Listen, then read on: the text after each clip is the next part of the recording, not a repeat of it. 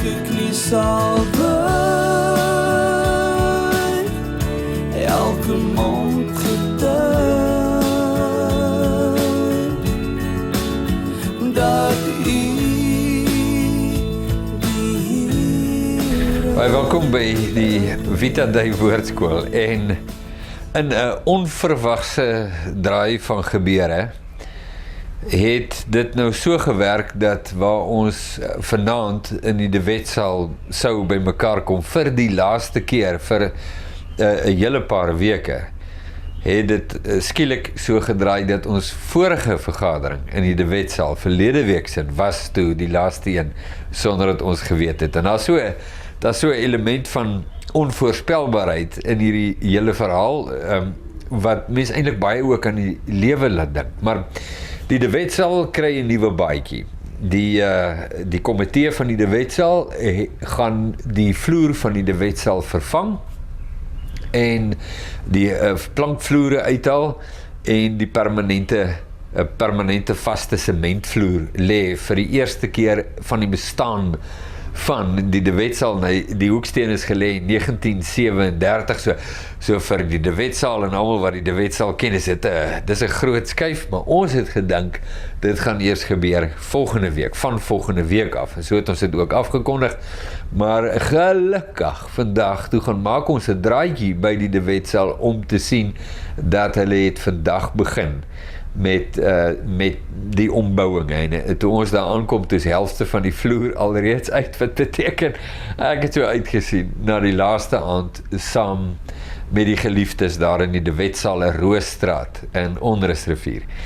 Nou, daar's 2 redes hoekom dit nou so spesiaal was. Wel, die een is nou goed, hulle gaan die De Wetsaal verander en dit gaan 'n mooier lyk en ons gaan 'n mooi vloer in hê, dis wonderlik. Maar die ander rede is ook omdat ek en Pippa gaan, as die Here wil, dan vertrek ons eersdags op 'n sendingreis na Zambië, spesiale reis, waaroor ek nie nou vreeslik gaan uitbrei nie, behalwe om te sê dat ons gaan, as die Here wil en alles loop reg en as 'n klomp allerhande dinge wat moet regloop, dan beplan ons om elke tweede week, beginnende van ek dink is die 13de, maandag die 13de April, nee?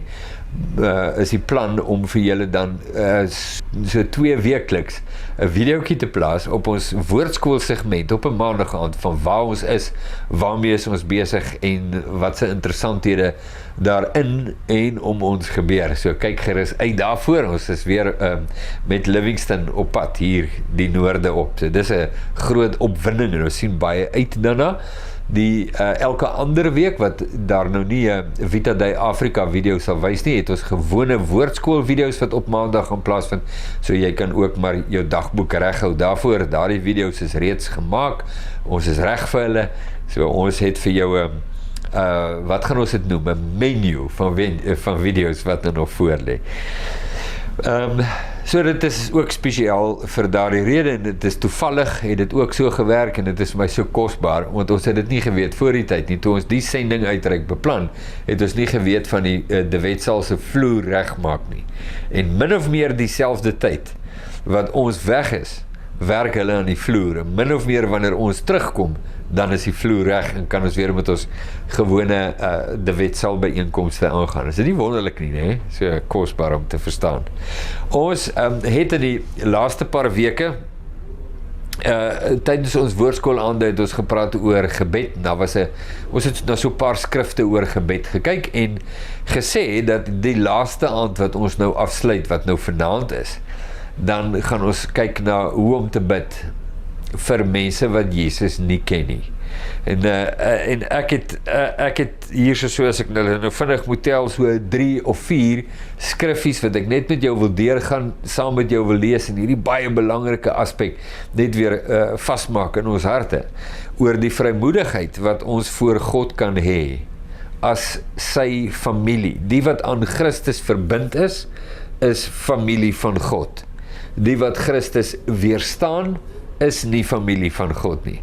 En ons het heel wat al daarna gekyk, maar die wat aan Christus verbind is, wat hulle lewens voor Christus neerlê om hom te volg in hulle lewens, as die Alfa en die Omega van hulle hele bestaan. Hulle is deel van die familie van God, en hierdie familie van God het 'n bepaalde vrymoedigheid om voor God te kan staan in Christus Jesus en vir hom sekere dinge te vra, met die meegaande waarborg wat ons dan nou kry uit die skrif en ook veral uit Jesus se lering, om te sê dat julle die vrymoedigheid kan hê en die waarborg dat wat julle ook al in my naam vra, ek vir julle sal gee.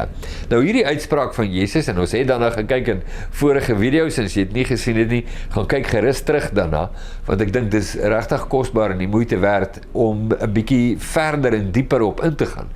Maar hierdie uitspraak van Jesus het die apostel Johannes uitstekend verwoord, toe hy gesê het, dis die vrymoedigheid wat ons voor God het, 1 Johannes hoofstuk 3, dat ons kry wat ons vra, wanneer ons hom iets vra, volgens sy wil.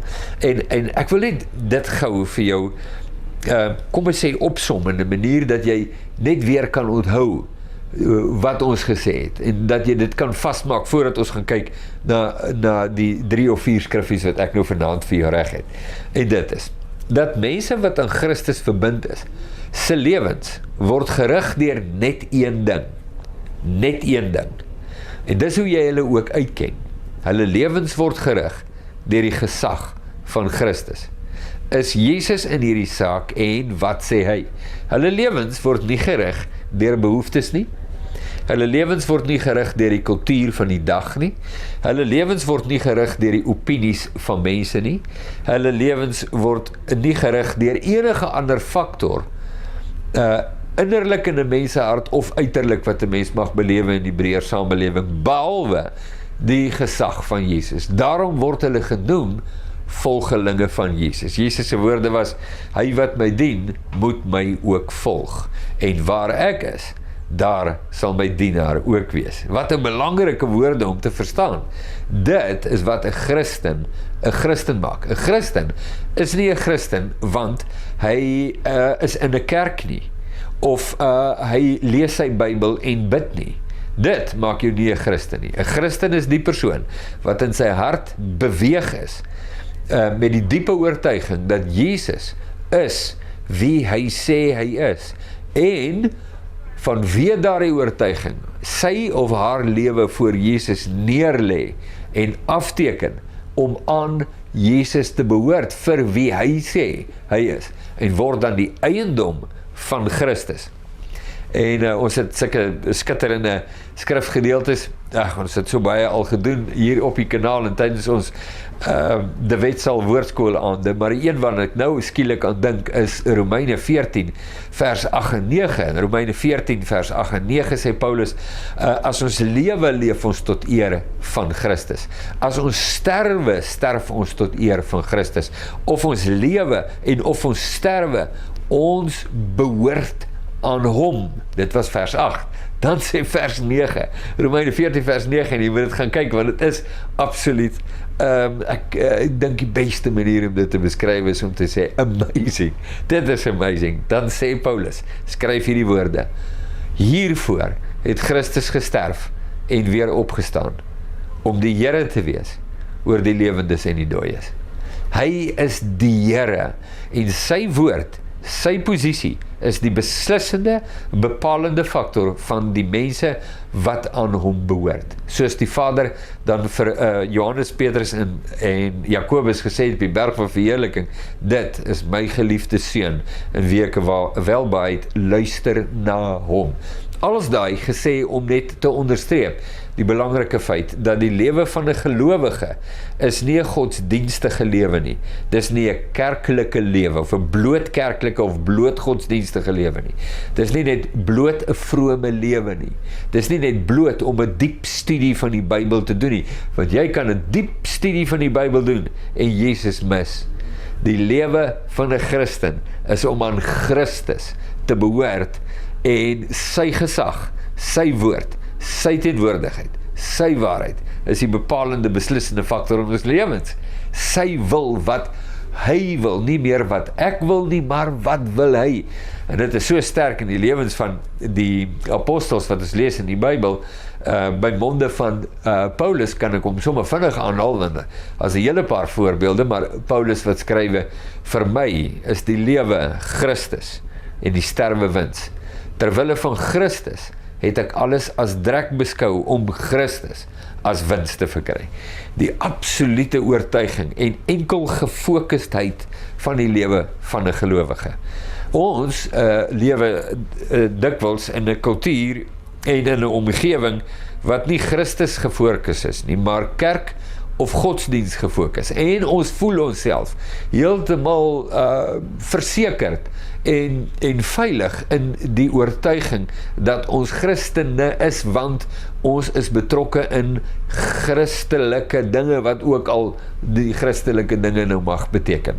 En dan voel ons is Christene. Dan is het ons oortuiging niks te maak met die feit dat Jesus is wie hy sê hy is, en dat ons lewens aan hom afgeteken het, en dat sy wil die bepalende faktor in ons lewens is nie, hoe ons verhoudinge hanteer, hoe ons geld hanteer, hoe ons gedagtes hanteer, ons binnelewe, ons emosies, ons menswees, ons huweliksmaats, ons kinders, alles word bepaal deur waar is Jesus en wat sê hy in hierdie bepaalde situasie. En nou ja, toe ons begin praat het oor die hele gebed ding, het ons gesê, Johannes sê, dat God ons gebede beantwoord as ons bid volgens sy wil. Nou, dit was ook belangrik, so, gin my net 'n minuut of wat, om dit net vir jou op te som, want ek dink, die feit dat ons terugkyk weer daarna, en daardie waarheid net weer vastmaak in ons harte, is verskriklik belangrik. Die Bybel openbaar aan ons die kern van die wil van God, en ons het so, as ek nou reg kan onthou, in een van ons woordskoolaande het ons gekyk na die 4 dinge wat God wil hê. Hy wil hê dat alle mense tot kennis van die waarheid sal kom. Hy wil hê dat ons tot geestelike volwassenheid groei. Hy wil hê dat ons vervul word met die Gees. En hy wil hê dat ons heilige lewens voor hom. So dit is sy wil.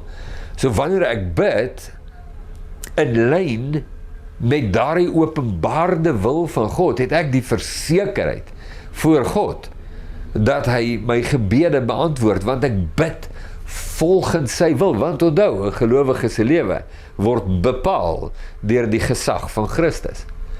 En dit was die een ding. Die ander ding wat ons daarmee saam moet noem oor bid volgens sy wil, is natuurlik die belangrike ding, dat ons baie keer onsself in 'n situasie bevind, en dan besluit, wat is God se wil, en dit dan bid en sê, maar dit is sy wil. Dit is God se wil dat ek gelukkig is. Wel, dit staan nêrens in die Bybel nie. Miskien skok ek jou nou. Miskien gaan jy, wow, hierdie ou preek hom nou 'n vreeslike kettery, maar jy kan dit maar gaan kyk. Geluk is nêrens 'n doel wat gelowiges najag nie. Wat hulle najag is Christus, en hulle vind hulle vrede en hulle geluk in hom. Maar is nie sy wil, jy kan nie dit verklaar en sê, dit is God se wil dat ek 'n miljonair is nie. Dit is God se wil dat ek geen probleme het nie. Dit is God se wil dat ek altyd alles het wat ek nodig mag hê, of dat wat ek selfs begeer is sy wil nie. Dis nie waar nie, en ons doen dit baie keer. Ons besluit sommer net voor, nee, hy is 'n goeie vader, hy wil alles net goed vir my hê, en hy het gekom om my lewe in oorvloed te gee. Johannes 10 vers 10, ons kan selfs enkele verse en gedeeltes aanhaal, om ons te sterk in hierdie afdraaipad wat ons geneem het, om nie te vra na sy wil nie, maar te besluit wat sy wil is, en daarvolgens te bid. En natuurlik is dit iets wat almal aanskuldig is, of ten minste al aanskuldig was in hulle lewens, en wat ons net kan verstaan, maar dit is nie dis nie die weg van die Gees van God nie. Is dat gelowiges kan sien wat is die openbaarde wil van God in die Bybel, maar het ook die Gees van God by hulle om navraag te doen oor die wil van God. En dat maak nie saak wat gebeur nie, en hoe ons bid, of wat die situasie is nie, aan die einde van die dag bid ons net vir een ding, en dit is dat die wil van God sal geskied in ons lewens. Voorbeeld daarvan is natuurlik die lewe van Jesus, wat sê, Vader, neem hierdie beker van my weg, En dis op die vooraand van sy kruisiging, en hy is gekonfronteer met die realiteit van dit wat nou voorlê, aan die hande van die mense wat hy geskaap het, word hy uitgelewer om deur hulle gemartel, mishandel, beskuldig, geslaan te word en uiteindelik wreed vermoor te word. En Jesus sit met die realiteit van wat vir hom nou wag, en sê, Vader, neem hierdie beker van my af weg. Wie sal nie dit bid nie? Wie sal nie dit bid nie? Almal sal dit bid. Niemand begeer dit en sê, ja nee, ek wil vreeslik graag daai beker drink nie. As jy gekonfronteer is met daai beker en jy kan kies, met of sonder, kies jy sonder. Maar dan sê Jesus, maar nogtans nie my wil nie, maar u wil. En dit is so lieflik en kosbaar om te sien hoe Jesus selfs in die diepste benoudheid van sy bestaan as 'n mens en sy bediening op aarde, is hy ook in die donkerste oomblik waarmee hy gekonfronteer word, uitgelewer aan die wil van sy Vader. So hy bid wat hy bid, neem die beker weg, maar dan sê hy, nogtans nie my wil nie. So as dit u wil is, dat ek hierdeur gaan, en ek dink vir baie mense is dit nogals 'n ding in hulle teologie en hulle godsbegrip en verstaan van om net te besluit, God sal my nooit deur 'n krisis stuur nie. So ek kan teen enige krisis bid, want dis nie God se hart vir my lewe nie, wat natuurlik glad nie waar is nie. En dis so belangrik dat jy dit hoor. Nou van daardie uitspraak wat ek nou net gesê het, kan ons natuurlik 'n hele gesprek maak. Een van die dinge wat ons daar kan ingooi, is natuurlik die teologie wat sê, dat het is God se wil dat almal gesond is. Daarom bid ek nie, in 'n saak waar ek vir iemand se gesondheid bid ek nie, Here, laat u wil geskied nie, want ek weet God wil almal gesond hê, die kruis van Jesus, en ons haal Jesaja 53 aan, en so aan, en ons weet net, ons verklaar net almal gesond. Nou ja, jy kan daai roete vat as jy wil, en dit sal jou so 'n paar jaar vat om net agter te kom, jy's op die verkeerde roete. God sal almal genees aan die einde van alles. Is daar genesing vir almal wat aan hom verbind is. Dis waar, maar dit is nie te sê dat wanneer 'n persoon deur 'n siekte tydperk gaan, is dit die wil van God dat hy nie daardeur moet gaan nie, want dit is ook nie waar nie.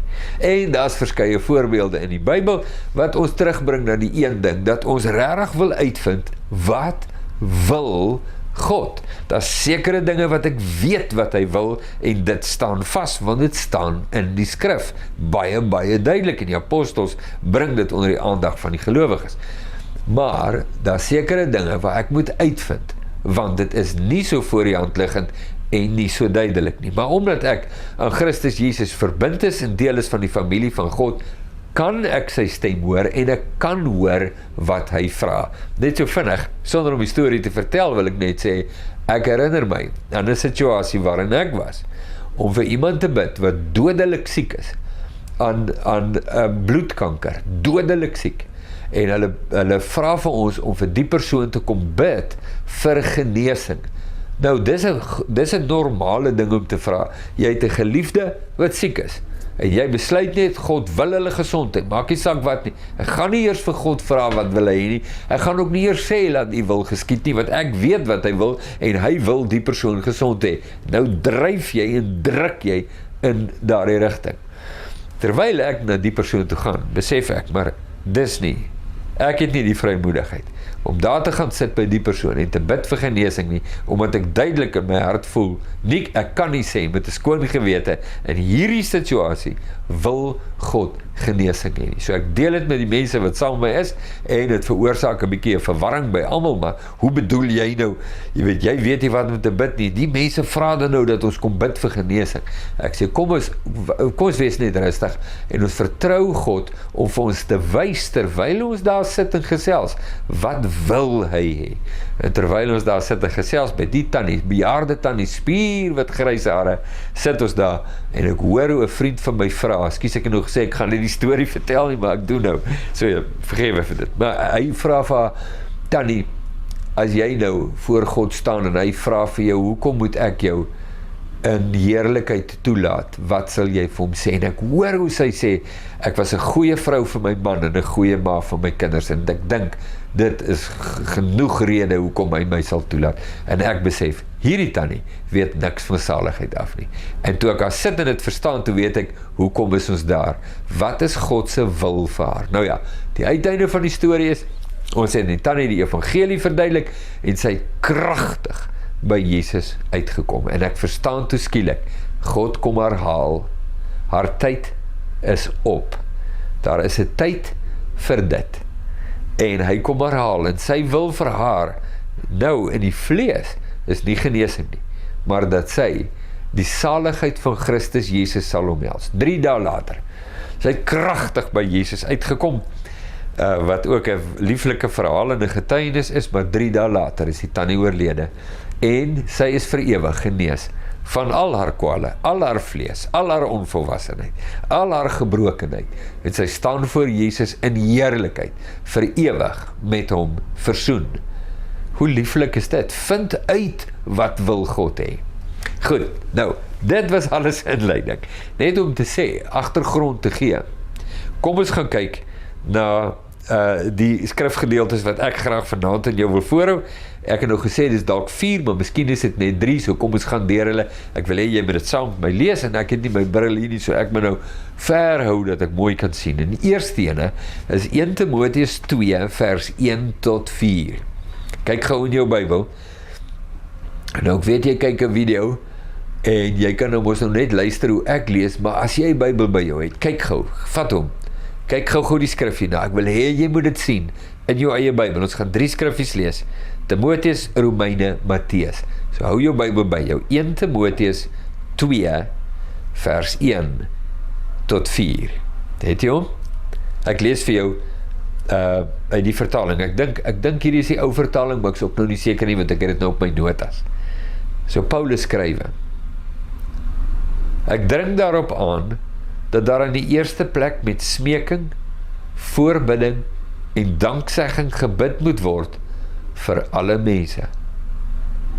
Ek dring daarop aan, dat daar in die eerste plek met smeking, voorbidding en danksegging gebid moet word vir alle mense. Onthou, dit was Hoeka Paulus wat gesê het, wat geskryf het, dit is God se wil.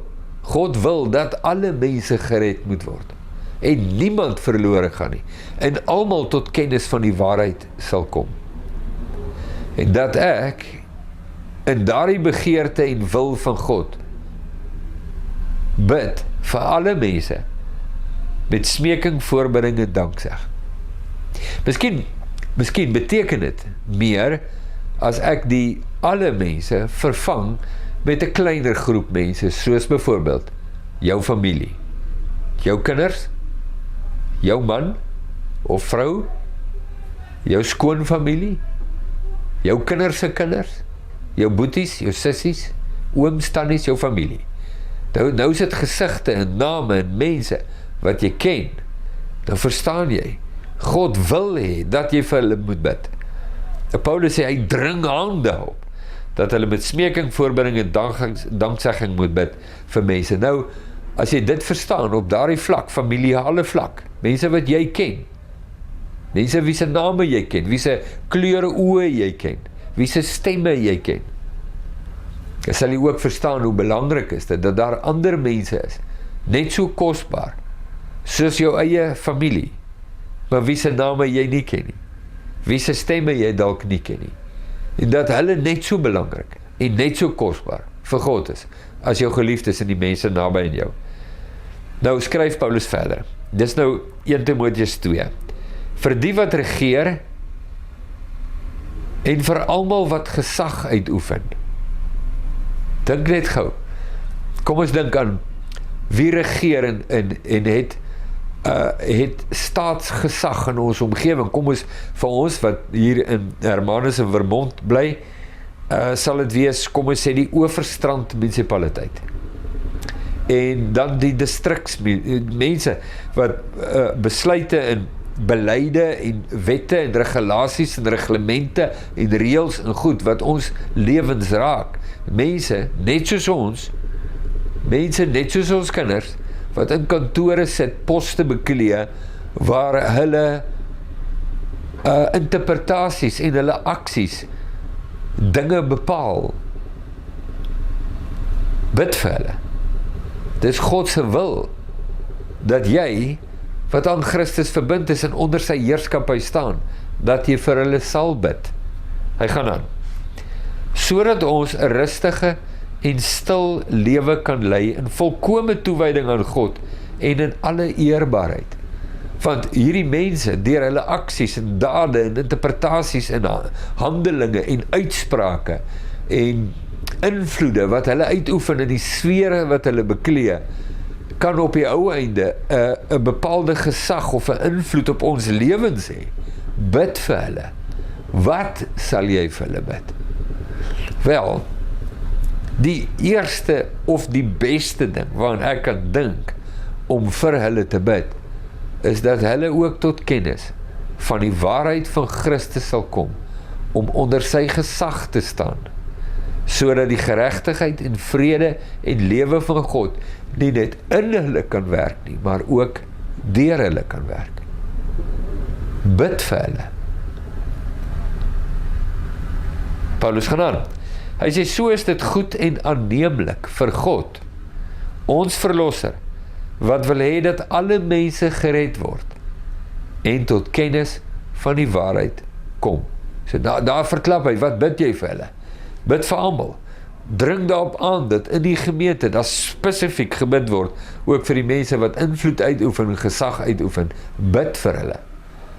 Bid vir hulle dat hulle Jesus sal leer ken, tot kennis van die waarheid kom.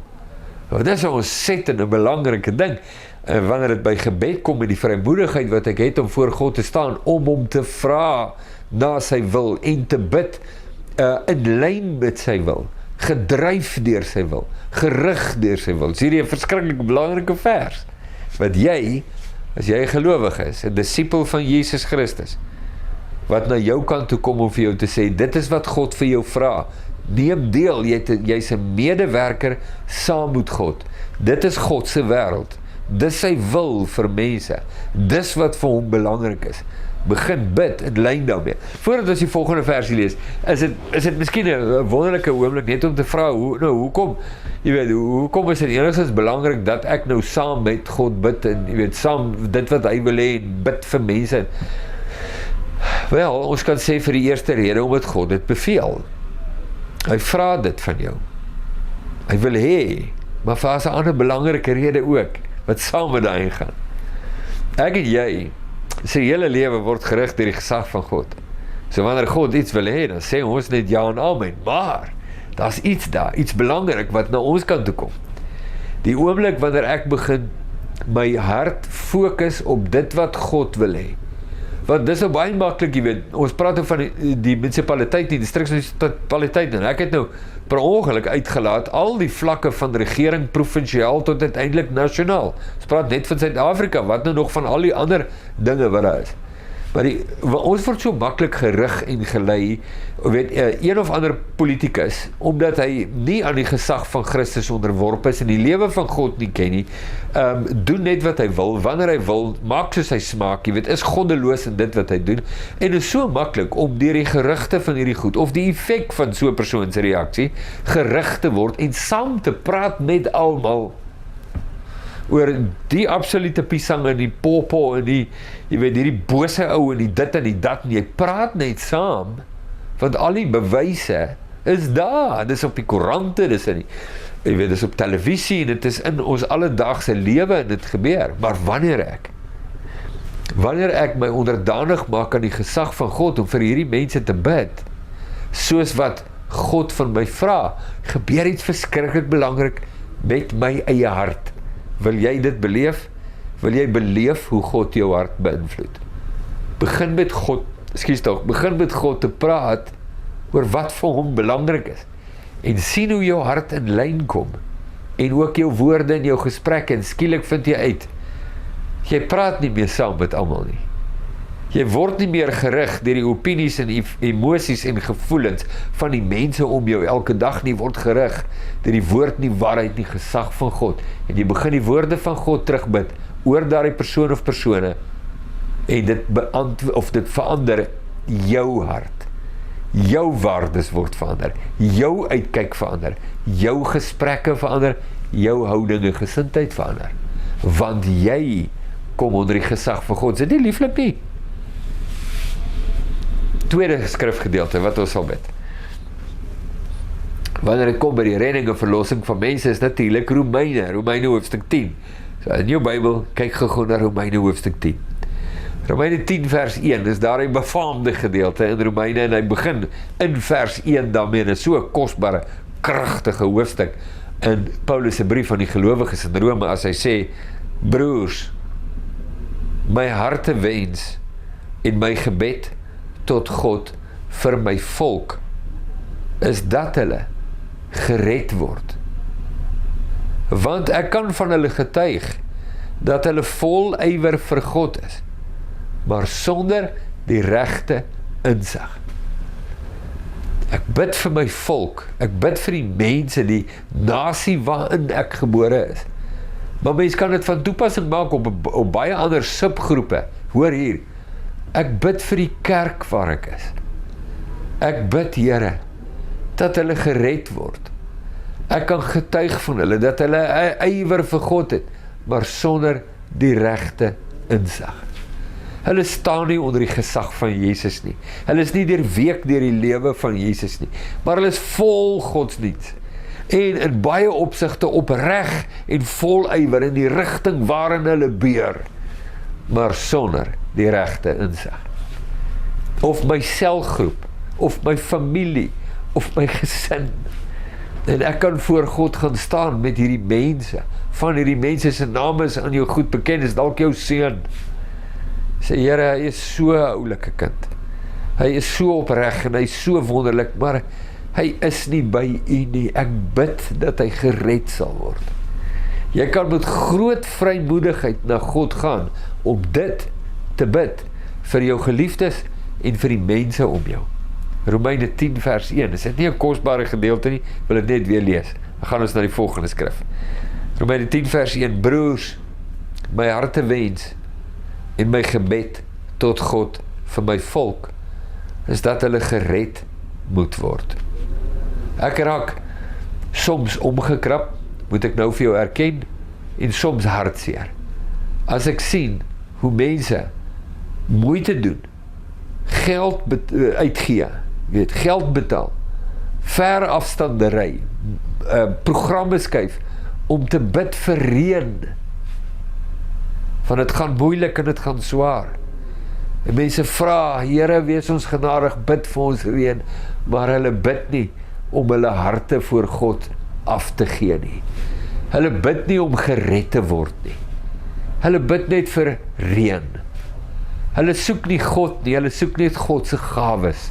Soms raak ek ontsteld daaroor en opgewerk, en soms raak ek net bloot hartseer. Dat hulle al daai moeite doen om die gawes van God te soek, maar nie God te soek nie. Paulus se woorde, Romeine 10 vers 1. En dan ons laaste skrifgedeelte vir vanaand se woordskool. En dit is Matteus 9. Eerste boek van die Nuwe Testament. As jy saam met my bly, of jy is dalk op jou foon op 'n Bybel, gaan gou soontoe. Matteus, eerste boek van die Nuwe Testament, hoofstuk 9, vers 37 en 38. Matteus 9, 37 en 38, en dit lees, in my Bybel lees so. Hy sê toe vir sy disippels, die oes is groot, maar die arbeiders is min. Bid dan die Here aan wie die oes behoort, om arbeiders uit te stuur vir sy oes. Wanneer ek my lewe voor God neerlê, maak ek my in die geheel en totaal en al beskikbaar, nie net dat God in my sal werk soos hy wil nie, maar dat hy ook deur my sal werk soos wat hy wil.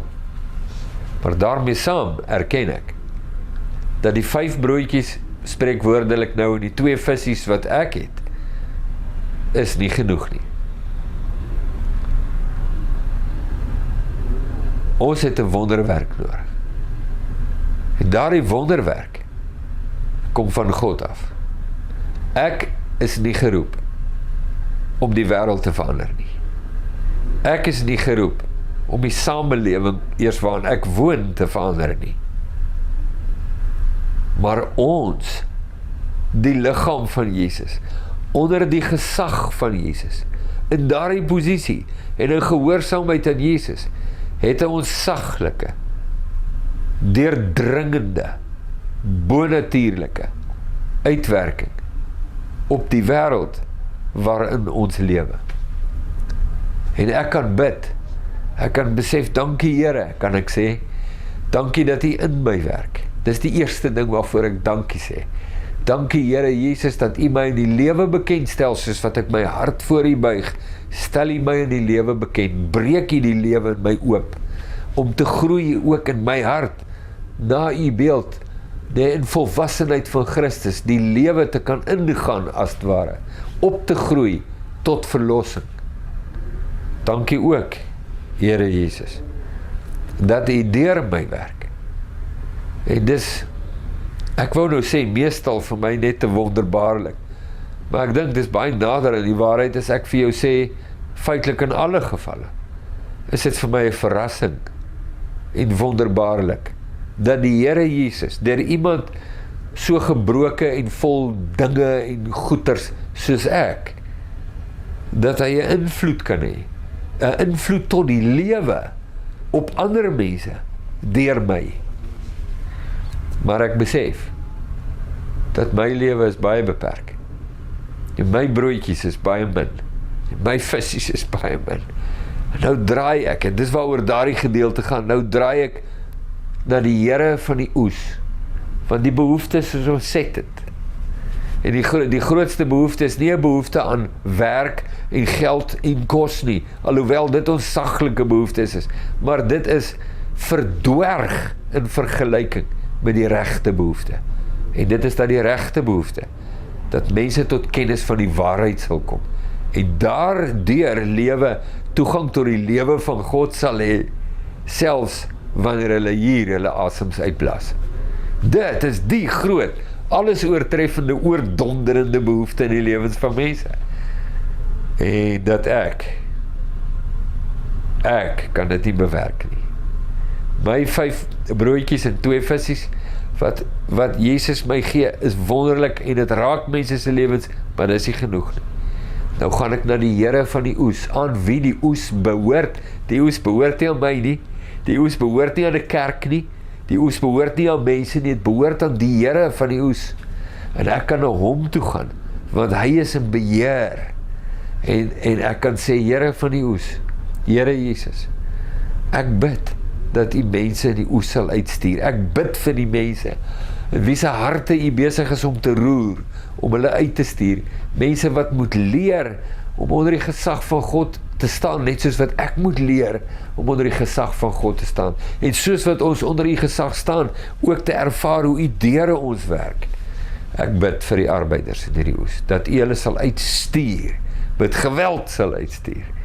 Op elke liewe vlak, in die hospitale, by die polisiekantore, die verkeerskantore, die munisipale kantore, die boubedryf, jy weet, nou kan jy opnoem die dissiplines waar jy is, onder die panelbeaters en die mechanics, en oral, Here, stuur U die arbeiders uit, en ek kan vir hulle bid, en skielik, kyk ek na my samelewing, heeltemal anderste. Hoe meer ek met God praat, oor dit wat hy wil, in sy hart, vir die mense om my, hoe meer verander my hart, om te sien, wat God sien, en te beleef en ervaar, wat God beleef en ervaar. En ook op daardie kosbare manier, deel van die lewe en die koninkryk van God te wees. As jy 'n gelowige is, anders geset synde, 'n disipel van Jesus, anders geset synde, 'n student van Christus, anders geset synde, aan hom behoort, jy sy behoortsel, soos my vrou sal sê, jy behoort aan hom, jy staan onder sy gesag, jy staan nie net in die kerk en sing lekker liedjies, jy weet, terwyl jy meedoen aan die sang nie. Nee, dit is nie genoeg nie, dit beteken niks, beteken net jy sing lekker, maar jy staan onder die gesag van Jesus, wat jou lewe betref. Is hierdie woorde wat ons hier gelees het, in hierdie, wat was dit, 3 skriffies, nee, Timotheus, Romeine, Matteus, soos die tannie sê. Hierdie 3 is so kosbaar om te sien, dis die pad waarop God jou wil rig. Begin daarmee. As jy nog nie daarmee begin het nie, dis nie deel van jou alledaagse lewe nie, en deel van jou verhouding met God, en jou Christelike dissipline nie. Vra die Heilige Gees om jou te leer en te lei, om te bid na sy wil, vir die mense om jou, die lewe om jou, om te luister na gesprekke wat dalk baie negatief is en van die wêreld is, en in jou hart, onmiddellik dit na Jesus toe te vat, en te bid vir die mense, van wie daar gepraat word, of geskinder word, of bespreek word, om hulle voor Jesus te hou, te bid vir hulle redding, en vir lewe, en kyk, hoe jou wêreld voor jou oë verander. Dit is besonder, en dit is bonatuurlik. Mag Jesus jou seën op hierdie weg, en tot ons mekaar weer raakloop hier op hierdie selfde YouTube kanaal, die genade van ons Here Jesus Christus, die liefde van God onze Vader, en die gemeenskap van die Heilige Gees, mag dit met jou wees, van nou af, tot ons Jesus weer sien. Amen. Elke knie sal buig.